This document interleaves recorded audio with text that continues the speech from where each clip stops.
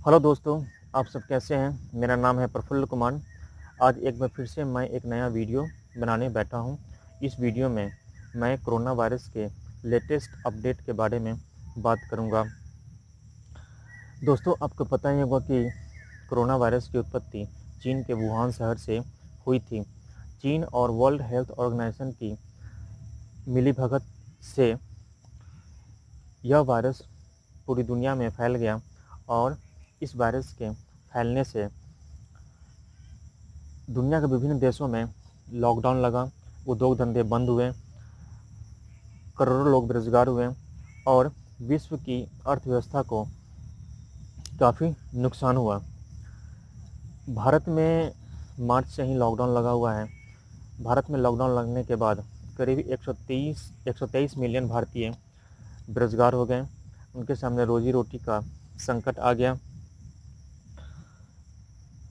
मार्च में लॉकडाउन लगने के बाद सरकार ने हर 15 दिन पर इसका एक्सटेंशन किया और जब लोगों की परेशानी बढ़ने लगी तो सरकार ने लॉकडाउन में कुछ रिलैक्सेशन दिया ताकि लोग अपना जीवन सुचारू रूप से चला सके। इस वीडियो को बनाने के पहले मैं एक वेबसाइट चेक कर रहा था जिसमें यह बताया गया था कि पूरी दुनिया में कोरोना वायरस के संक्रमण की वजह से करीब 5,48,416 लोग मारे जा चुके हैं। बहुत सारे लोग संक्रमित हैं और अन्य लोग, बहुत बड़ी संख्या में लोग इस बीमारी से रिकवर भी हो चुके हैं। आपको पता ही होगा कि corona virus human to human transfer होने वाला एक खतरनाक बीमारी है। इस बीमारी के चपेट में आने के बाद आपको श्वास संबंधी समस्याएं होने लगती हैं और आप तड़प तड़प कर मर जाते हैं। कोरोना वायरस का यह प्रकरण पिछले साल से ही चल रहा है और इसका तांडव आज भी जारी है।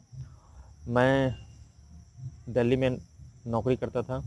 जब देखा कि दिल्ली में कोरोना वायरस का संक्रमण बहुत ज़्यादा बढ़ रहा है तो मैंने पैसे को महत्व न देते हुए बिहार की ओर प्रस्थान किया ताकि अपनी जान बचा सकूं। अगर ज़िंदा रहा तो बाद में भी दिल्ली, मुंबई, बेंगलोर, चेन्नई या किसी अन्य शहर में जाकर नौकरी करके पैसे कमा सकता हूं। मर जाने पर तो किस्सा ही खत्म हो जाता है। कोरोना वायरस के बारे में लेटेस्ट अपडेट ये है कि चीन के एक शहर में यह बीमारी फिर से फैलने लगी है। चीन की राजधानी बीजिंग में यह बीमारी कुछ लोगों में देखी गई है और इस बीमारी के सेकेंड वेव आने की आशंका में चीनी सरकार ने बीजिंग में मिलिट्री रूल लगा रखा है। वहाँ पर लॉकडाउन लगा हुआ है। लोगों को अनावश्यक रूप से बाहर निकलने की आज़ादी नहीं है और चीनी सरकार जिन लोगों को ये समझ रही है कि कोरोना वायरस के संक्रमित मरीज हो सकते हैं, उनका टेस्ट किया जा रहा है। चीन में इन दिनों काफ़ी कुछ चल रहा है। इस देश का कई देशों के साथ तनावपूर्ण रिश्ते हैं और कोरोना वायरस के मामले में चीन से जो भी अपडेट आते हैं मैं उनको सही नहीं मानता हूं, क्योंकि चीन की कम्युनिस्ट सरकार इस बीमारी के मसले पर, इस बीमारी के मामले में जो भी जानकारी है उसको छुपाने में यकीन रखती है। जो भी अपडेट आता है मैं उसको करेक्ट नहीं मानता हूँ। चीन ने अपने यहाँ फायरवॉल लगा रखा है। वहाँ पर Google, Yahoo, Facebook, Twitter, WhatsApp या अन्य पॉपुलर टेक्नोलॉजिकल कंपनीज बंद हैं, इसलिए वहाँ से अच्छी खबरें लेना, वहाँ से इंडिपेंडेंट न्यूज़ निकालना काफ़ी मुश्किल है। जब यह बीमारी चीन में दोबारा फैल रही है तो यह आशंका व्यक्त की जा रही है कि कोरोना वायरस का सेकेंड वेव आना अभी बाकी है। आपको एक खबर बताते चलूँ कि चीन में एक नए वायरस का पता चला है जो सूअर से निकलता है और एक्सपर्ट इसके बारे में यह आशंका व्यक्त कर रहे हैं कि आने वाले दिनों में यह वायरस महामारी का रूप ले सकता है। तो दोस्तों आप लोग इंतज़ार कीजिए, चीन जो है हमें एक नई बीमारी गिफ्ट करने वाला है। जहाँ तक कोरोना वायरस के संक्रमण और इससे होने वाली मौत का सवाल है, तो विश्व के विकसित देश जैसे England, America, Germany, France, Spain इत्यादि देशों में कोरोना वायरस से होने वाली मौतों में कमी आई है, लेकिन यह वायरस अभी भी बना हुआ है।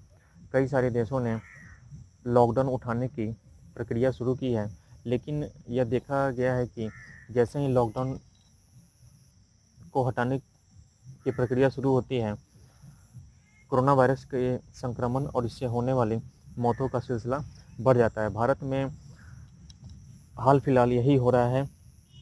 जब केंद्रीय सरकार ने लॉकडाउन लगाया तो देश के लोगों को परेशानी होने लगी, और जब लॉकडाउन में छूट मिली, लॉकडाउन में कुछ रिलैक्सेशन मिला, तो लोग इसका मिसयूज करने लगे और देश में कोरोना वायरस का संक्रमण फिर से बढ़ने लगा है। भारत का हाल यह है कि यह देश कोरोना वायरस से संक्रमण के मामले में केवल ब्राज़ील से ही पीछे है। ब्राज़ील के राष्ट्रपति ने शुरू में कोरोना वायरस के संक्रमण का मजाक उड़ाया था, लेकिन जैसे ही उस देश में कोरोना वायरस के संक्रमण ने महामारी का रूप लिया, वह देश सजग हो गया और वहाँ पर अब सरकार इस संक्रमण को रोकने के लिए ज़रूरी कदम उठा रही है। मेरा कहना यह है कि अगर ग्रामीण भारत में सरकार की तरफ से कोई सख्ती नहीं है, लोगों के मूवमेंट पर कोई रोक नहीं है, इसका मतलब ये नहीं है कि कोरोना वायरस का मामला ख़त्म हो गया है। ये अभी भी हमारे और आपके बीच में मौजूद है।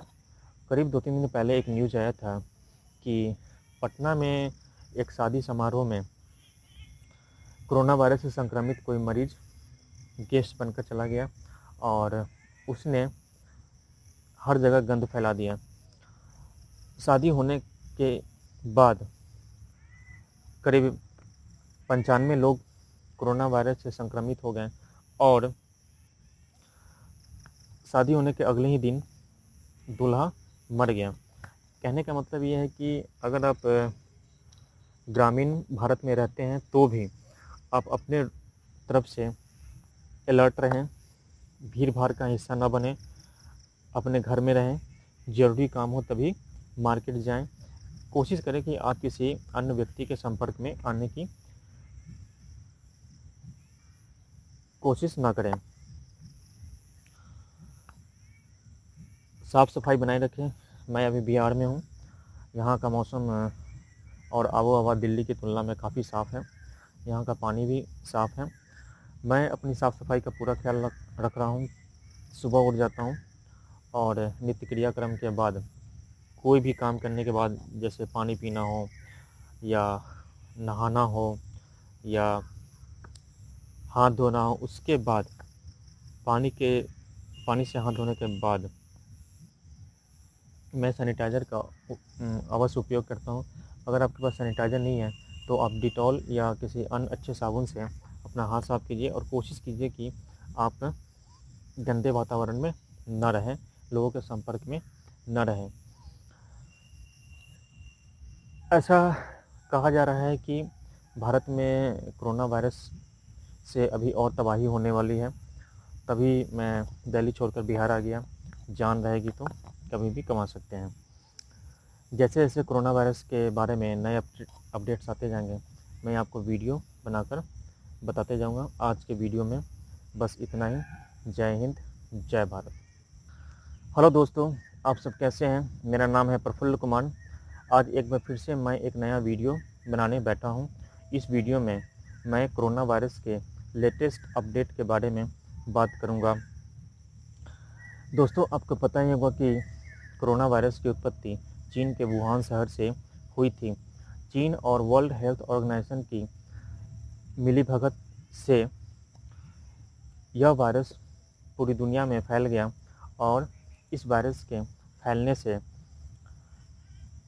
दुनिया के विभिन्न देशों में लॉकडाउन लगा, उद्योग धंधे बंद हुए, करोड़ों लोग बेरोजगार हुए और विश्व की अर्थव्यवस्था को काफ़ी नुकसान हुआ।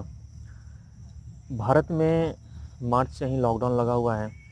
भारत में लॉकडाउन लगने के बाद करीब 123 मिलियन भारतीय बेरोजगार हो गए। उनके सामने रोजी रोटी का संकट आ गया। मार्च में लॉकडाउन लगने के बाद सरकार ने हर 15 दिन पर इसका एक्सटेंशन किया और जब लोगों की परेशानी बढ़ने लगी तो सरकार ने लॉकडाउन में कुछ रिलैक्सेशन दिया ताकि लोग अपना जीवन सुचारू रूप से चला सके। इस वीडियो को बनाने के पहले मैं एक वेबसाइट चेक कर रहा था जिसमें यह बताया गया था कि पूरी दुनिया में कोरोना वायरस के संक्रमण की वजह से करीब 5,48,416 लोग मारे जा चुके हैं। बहुत सारे लोग संक्रमित हैं और अन्य लोग, बहुत बड़ी संख्या में लोग इस बीमारी से रिकवर भी हो चुके हैं। आपको पता ही होगा कि corona virus human to human transfer होने वाला एक खतरनाक बीमारी है। इस बीमारी के चपेट में आने के बाद आपको श्वास संबंधी समस्याएं होने लगती हैं और आप तड़प कर मर जाते हैं। कोरोना वायरस का यह प्रकरण पिछले साल से ही चल रहा है और इसका तांडव आज भी जारी है। मैं दिल्ली में नौकरी करता था। जब देखा कि दिल्ली में कोरोना वायरस का संक्रमण बहुत ज़्यादा बढ़ रहा है तो मैंने पैसे को महत्व न देते हुए बिहार की ओर प्रस्थान किया ताकि अपनी जान बचा सकूं। अगर ज़िंदा रहा तो बाद में भी दिल्ली, मुंबई, बेंगलोर, चेन्नई या किसी अन्य शहर में जाकर नौकरी करके पैसे कमा सकता हूं। मर जाने पर तो किस्सा ही खत्म हो जाता है। कोरोना वायरस के बारे में लेटेस्ट अपडेट ये है कि चीन के एक शहर में यह बीमारी फिर से फैलने लगी है। चीन की राजधानी बीजिंग में यह बीमारी कुछ लोगों में देखी गई है और इस बीमारी के सेकेंड वेव आने की आशंका में चीनी सरकार ने बीजिंग में मिलिट्री रूल लगा रखा है। वहाँ पर लॉकडाउन लगा हुआ है। लोगों को अनावश्यक रूप से बाहर निकलने की आज़ादी नहीं है और चीनी सरकार जिन लोगों को ये समझ रही है कि कोरोना वायरस के संक्रमित मरीज हो सकते हैं, उनका टेस्ट किया जा रहा है। चीन में इन दिनों काफ़ी कुछ चल रहा है। इस देश का कई देशों के साथ तनावपूर्ण रिश्ते हैं और कोरोना वायरस के मामले में चीन से जो भी अपडेट आते हैं मैं उनको सही नहीं मानता हूं, क्योंकि चीन की कम्युनिस्ट सरकार इस बीमारी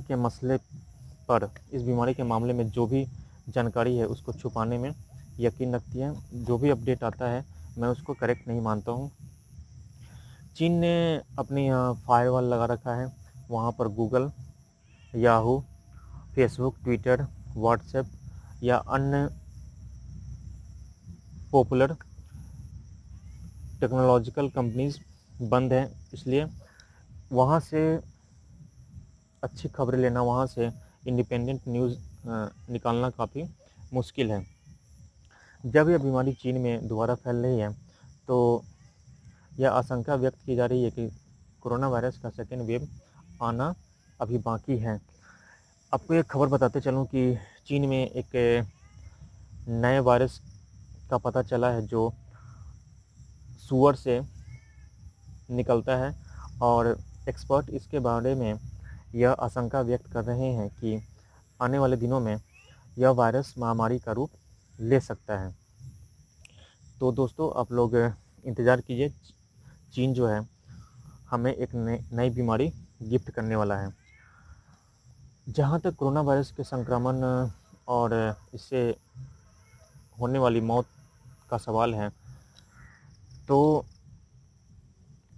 विश्व के विकसित देश जैसे England, America, Germany, France, Spain इत्यादि देशों में कोरोना वायरस से होने वाली मौतों में कमी आई है, लेकिन यह वायरस अभी भी बना हुआ है।